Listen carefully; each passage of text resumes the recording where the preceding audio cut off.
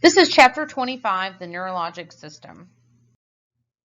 The Chapter 25 objectives include describing structure function of central and peripheral nervous system, discussing risk factors for stroke, and teaching the ways of reducing stroke, including the BFAST, the diet, exercise, and monitoring blood pressure. You will observe an interview of nursing history of neurologic system, observe a physical assessment of the neurologic system, including inspection and palpation, differentiating normal and abnormal findings of the nervous system, and describing findings assessing the older adult nervous system.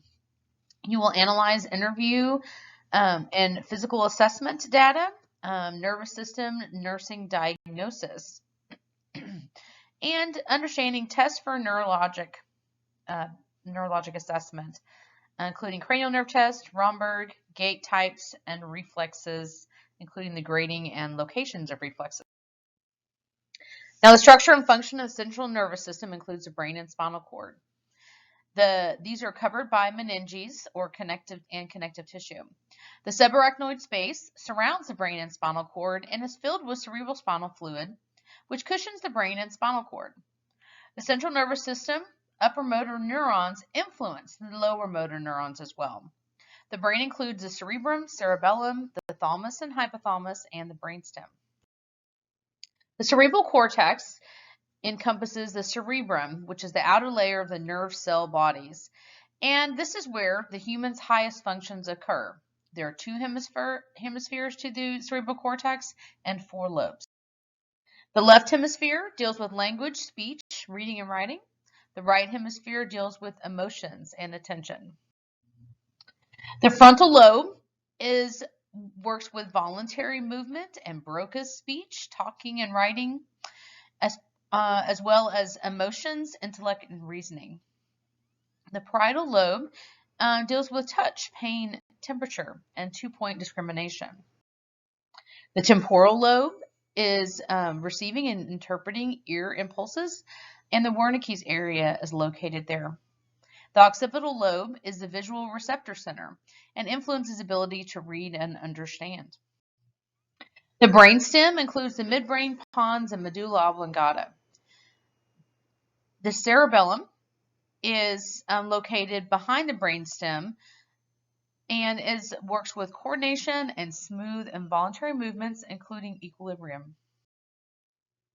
The spinal cord consists of dorsal and ventral columns and white matter, the myelinated axons that surround the gray matter.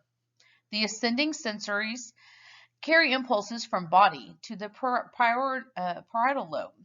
The descending or the motor sensors carry impulses from frontal lobe to the muscles for voluntary movement. The sensory neural pathways are the afferent, pain and temperature, light touch, and the motor, which is efferent, those purposeful movements like writing. The peripheral nervous system are all the nerve fibers outside of the brain and spinal cord. The somatic nerve fibers carry central nervous impulses to voluntary muscle, and autonomic fibers carries those impulses to smooth involuntary muscles like the heart and glands.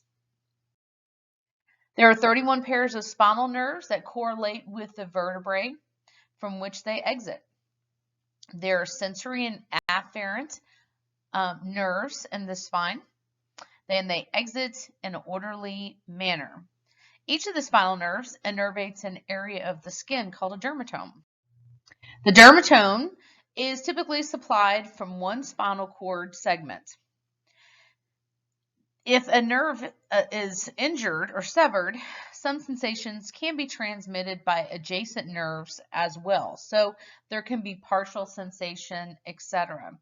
But you can see on the picture, the nerves, those spaces are descending from where the actual nerve exits the spinal cord. So the peripheral nervous system and the autonomic nervous system. Both the cranial and spinal nerves from central nervous system to involuntary smooth muscle of the heart and glands.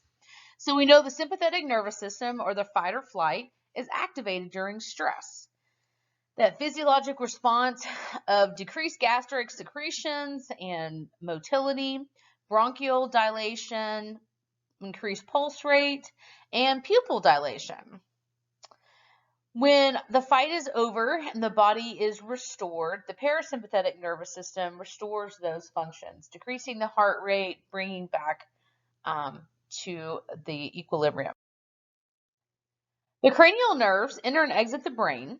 There are 12 pairs, and the motor and sensory nerves are mixed.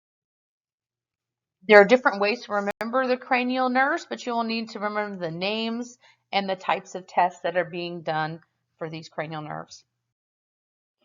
Here is a FACES scale that you can see the numbers where the nerves are located. And looking at the risk assessment for a stroke, there are non-modifiable risk factors and modifiable risk factors. We know age and gender play a part, some genetics or family history, and also history of cancer and some other chronic diagnosis. Some of the modifiable risk factors include high blood pressure, high cholesterol, diabetes, diet and inactivity, and drug and alcohol use. When we look at strokes, there's a right versus left-sided stroke. So a right hemisphere stroke, because this crosses across the brain, could impact left hemiplegia, whereas a left hemisphere stroke could be right hemiplegia. So kind of knowing some of these signs and symptoms for each side of stroke, where the stroke is located, might help bring those pieces together.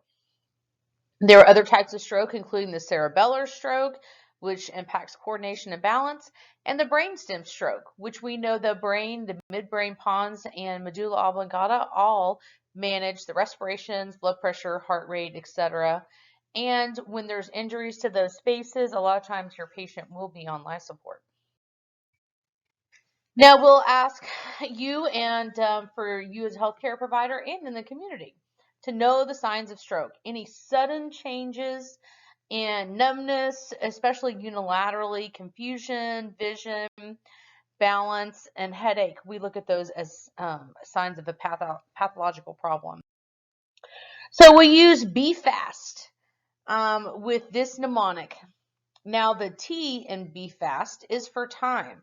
We know the onset of symptoms is so important to know about because we have right about 4 to 6 hours before that area of damage might not be reversible. If there is a thrombus or an occlusion in the vessel that's going to that part of the brain without any reperfusion, that tissue will die. Now, some of the subjective data for the neurological system, we ask about headaches and seizures, any frequent dizziness, numbness and tingling, changes in speaking or swallowing.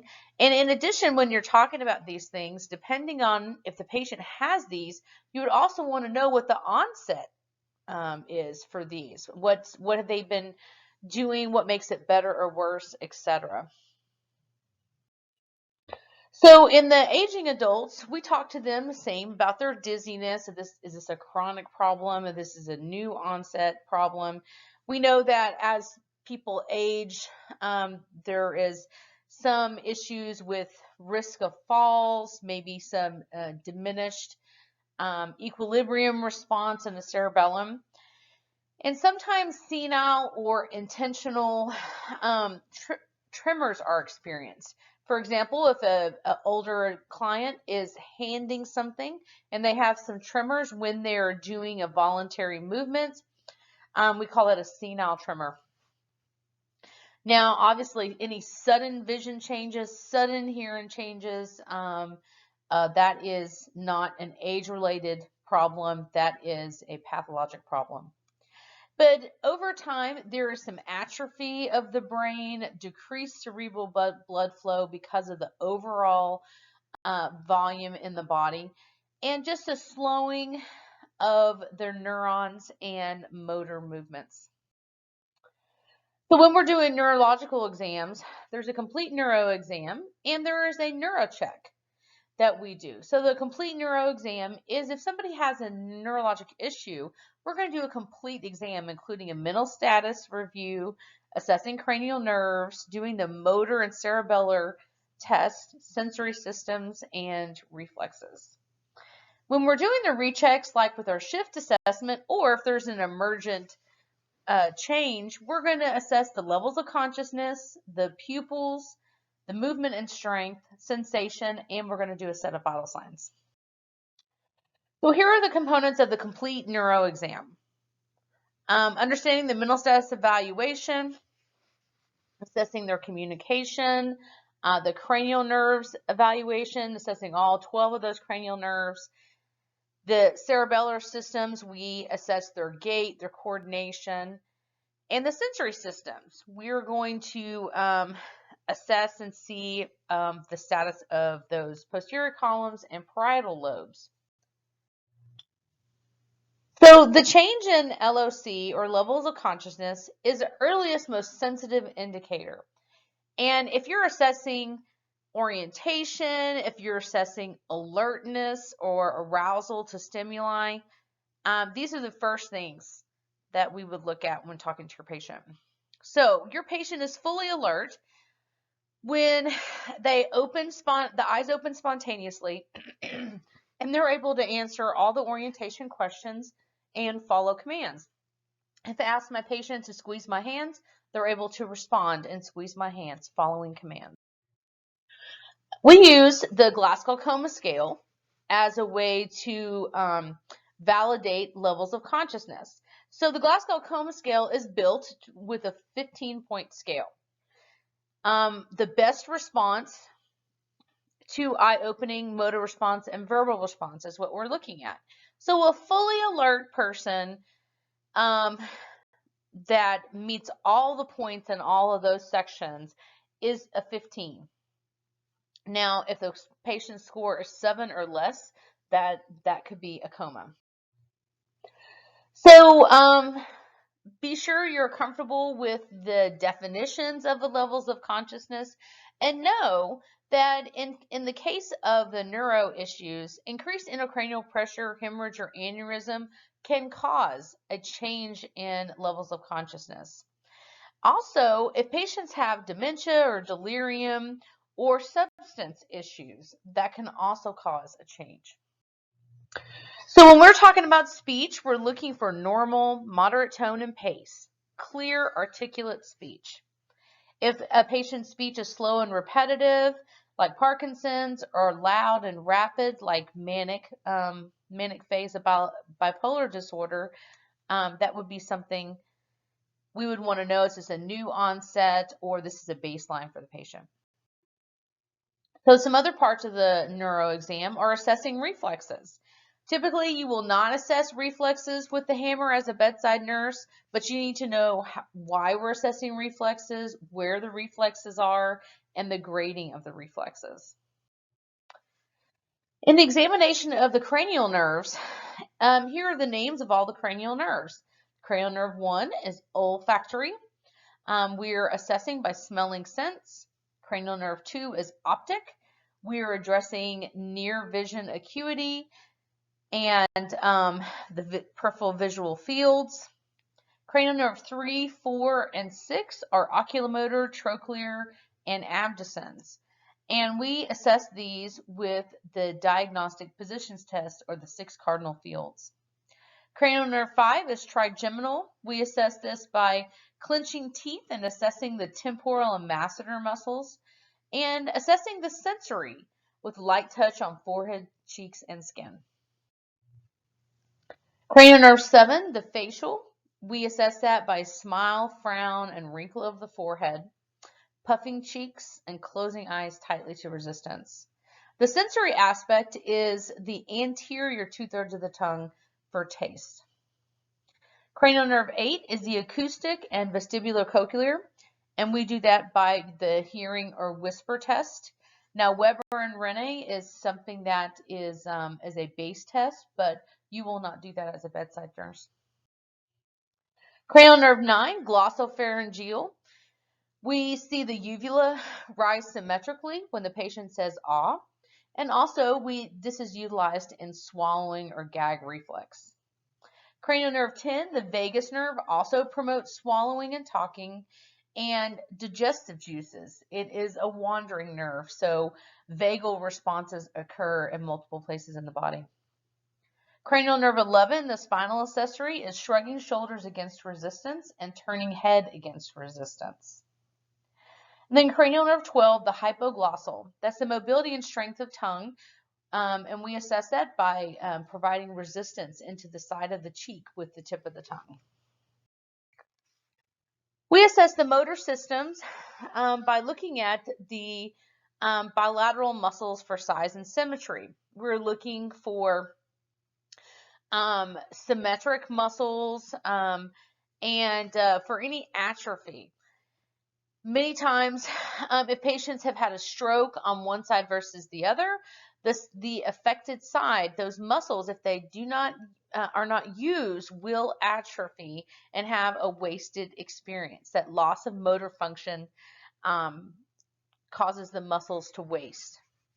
So we'll assess strength and tone of all muscle groups, the range of motion, passive and active, and assessing strength with resistance. So if muscles are soft, limp, or flaccid, or have a spastic tone, that is abnormal finding. Now, some of the involuntary movements that we might see with the motor system, normally there should not be any, but if there's fasciculation, which is the tongue moving around a lot inside the mouth, or tics or tremors, those are all abnormal findings. So your cerebellar function, as we know, deals with coordination and movement and equilibrium. So we assess this by the heel-toe walking and the Romberg test, which is standing with the feet apart, shoulder width, and eyes closed, and to find out if the patient is swaying back and forth. We also do the finger to nose test as far as coordination, and those rapid alternating movements, touching each finger to the thumb rapidly, or patting the palms and of hands on both the legs, and then flipping them back and forth from palms to back of the hands, palms to back of the hands. There's also a heel to shin test where you take the heel of one leg and run it down the shin of the other leg. If this is a coordinated action, then the cerebellar function would be intact. So light touch, pain, and temperature, we'd have the patient close their eyes, and we would touch the patient on both sides of the face. Do they identify light touch on their arms and on their legs? We're really assessing the periphery more for neuropathy.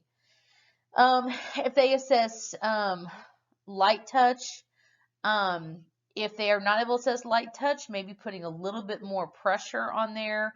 Also, are they able to recognize warm or cold temperatures? There is not any opportunity at the bedside to do the tuning fork or vibration sensations, but you will assess the sensitivity to position. For example, if your patient's eyes are closed and you're touching a toe, you can ask them, which toe am I touching? If they correctly identify the position, then that sensation's intact. If they cannot identify the position, it is likely they have peripheral neuropathy. Now, the tactile discrimination or fine touch, some examples of that are stereognosis, which is placing a familiar object like a key or something like that in somebody's hand and having them recognize what that object is. The other thing is graphesthesia, where the patient's eyes are closed and the nurse draws a number and the patient has to try to recognize what that number is. That is graphesthesia. The last thing is 2-point discrimination. Using a paper clip or two Q-tips and touch the patient on their arm or extremity, starting about a foot apart, and then have the touches come closer and closer until the patient recognizes that point at about as one point. So that could be 3 to 4 inches apart. So that is a 2-point discrimination. So again, deep tendon reflexes, you'll need to know all the deep tendon reflexes. And when we're testing the Achilles, if a patient has hyperreflexia, they may have what they call ankle clonus, where the ankle moves back and forth quickly or oscillates. We call that ankle clonus. But you should need to know where your deep tendon reflexes are. You're going to do compare the grading on each side. The grading for deep tendon reflexes is 0 to 4 plus, but the expected finding is 2 out of 4 plus. Again, clonus is when that reflex is hyperactive. Now, hyperreflexia are an exaggerated reflex, and then there's hyporeflexia, which is absence of the reflex. Now, there's another reflex called plantar and Babinski. So when you run something up the foot, the bottom of somebody's foot, the normal response is for a plantar response, the toes curl. Now, a Babinski response is if the toes fan out. After 2 years, adults should not have a Babinski response. That is a negative thing. So here's a picture of that. Now, for older adults, we know that they have some intentional tremors. A Parkinson's tremor or resting tremor is an abnormal finding, right? That's related to a diagnosis. We test aging adults with the Romberg test for fall precautions. And when we're doing cranial nerve tests and sight and hearing tests, we know that they might be diminished, but they should still be present. And if there's any sudden changes in any of those things, it's never age-related. So our older adults might be slower, the sensation to pain may be diminished with aging, but again, they should still be present. Peripheral neuropathy is not age-related. Those deep tendon reflexes, as somebody ages because of the impact on the neurons, do not get as brisk, but peripheral neuropathy is an abnormal finding. That is not a normal expectation. So some of the other tests for neuro is meningeal irritation. We assess for neck mobility, flexion and extension. The patient should be able to move through those easily without pain. But if there's pain on flexion, that may be seen with meningeal irritation, but also arthritis. So here are some other ways you can see that it's meningeal instead of just arthritis. So with a Brzezinski sign, if you flex the neck and the hips and the knees move, that may be a sign of meningeal irritation. The other Koenig sign is when the flexing the leg at the hip and knee and then straighten the knee. Pain might be increased with that. Of all the things for neuro, we know that, especially here in the South, there are higher instances of stroke and vascular disease. So there's more things for us to look at down here in our region. Also, dementia and Alzheimer's disease is increasing in ratio as we have a much older population. Some other abnormal findings to look at in chapter 25. The tremors we talked about, but also the different gaits, the cerebellar gait, Parkinson gait, spastic hemiparesis, and foot drop. You want to be familiar with the gaits. The upper motor neurons that are in the central nervous system, those neurons convey impulses to the lower motor neurons. And some lesions in this area could be stroke, cerebral palsy, or multiple sclerosis. The lower motor neurons are mostly in the peripheral nervous system and have direct contact with the muscles. So some examples of these diagnoses are spinal cord lesions and ALS. Some other abnormal conditions are hemiplegia, which is unilateral flaccid numbness those type of things. Parkinson's, which is a loss of dopamine and the effects of the basal ganglia. And multiple sclerosis, which is a progressive immune-mediated disease with demyelinization. And this causes fatigue, weakness, numbness, and tingling to your patient. So in summary, you would want to know the major structures in the neurosystem, the structures in the peripheral neurosystem, and central nervous system, of course, the older adult considerations in a neurologic assessment, and all the risk factors for patients with a stroke. How are you going to be assessing the cranial nerves, and what are the findings? How about the motor and cerebellar system, the sensory system, and the deep tendon reflexes? What are the tests for meningeal irritation or inflammation? And finally, what are the abnormal gaits that your patient might see with neurologic issues?